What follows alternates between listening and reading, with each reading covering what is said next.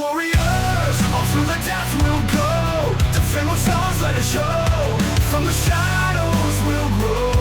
To the future give and sow.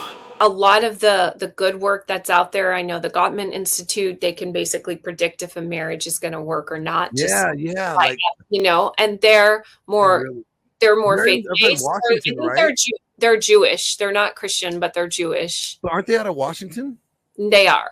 So Yeah. a lot of my clients will come to mine to get the sexuality, the sexual polarity component, and that physical and energetic work of, you said something about the mind. It's not even the mind, it's the heart. It's connecting women in their heart and making them feel very safe. And this is a practice I teach. It's a main part of our retreat. So, but then a lot of them will do that. And then they're like, okay, I get it. And then they'll go to Gottman to get like the tools of like the intricacies of like, how do we solve this? Things like that, right?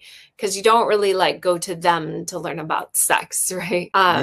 Yeah. So that would be my recommendation. This is not like for everyone. Most people will not do anything about their sex life, and they'll just continue to have, a mediocre sex life or not an honest one, because we know a lot of Christian marriages, there's extramarital affairs. Sometimes they're with the opposite sex or the same sex, right? It might be a guy with a guy or a woman with a woman, and they don't tell anyone. Or it might be like this guy on the dating site, the affair site, who had this addiction. Or it might be just this thing on OnlyFans or something. But this is how they go through life, and then the kids are gone, and then they realize there's nothing left, and then they maybe haven't taken care of their bodies, and it's like then it's just over, and that's like your whole life. Like that's what you want your sex life to be. Yeah. It should be one of the most beautiful, enlightening, and spiritually connected, blissed out states of union that you'll ever experience sober, at least in this life. And I help people create that, but it takes the willingness, a desire to learn. I always say you have to be able to commit financially. You have to invest financially, commit energetically and with your time. And you have to show up ready and open every time with your partner, with yourself and with your partner, with your spouse, your wife. Let me ask you this. What is one thing that men complain about the most when it comes to like lack of sexual satisfaction? I would say the main thing is that it's interesting, because I think that men go searching for like the frequency of sex, like they want to have sex because it's a very primitive thing for men. I have one more question because it kind of ties into this, because you said, so for men, it's the lack of frequency. Yeah. Right. And for women, what is the number one complaint that you hear from Christian women give you discussing their dissatisfaction in their sex life?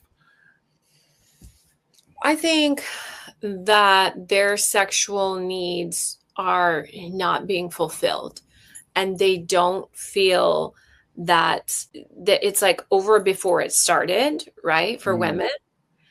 And it feels ick to them, right? Like it feels like it's just like, okay, I don't feel seen. I don't feel safe. I don't feel loved. I don't feel connected to my body. And then you come for me and then it's over.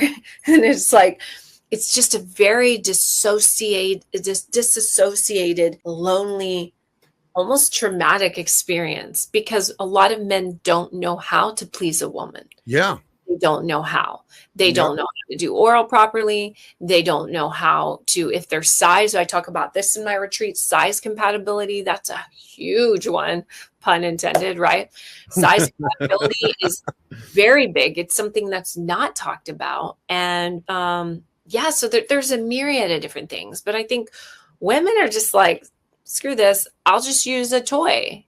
It's easier, and then that actually hurts them even more long run in the relationship realm because of desensitization and, sticking that energy, that plastic, things like that into their body. It's all around, it's just like not, it's just a bad cycle. It's secular and it never ends. And both parties are not satisfied, except the men's in their weird brain thinks, oh yeah, that was erotic, but it wasn't for the women. Yeah, they're not cognitively aware of her and her experience. No, They're just like, oh, oh, you made noises, I did the thing, good for you, good for me, you know. it's it.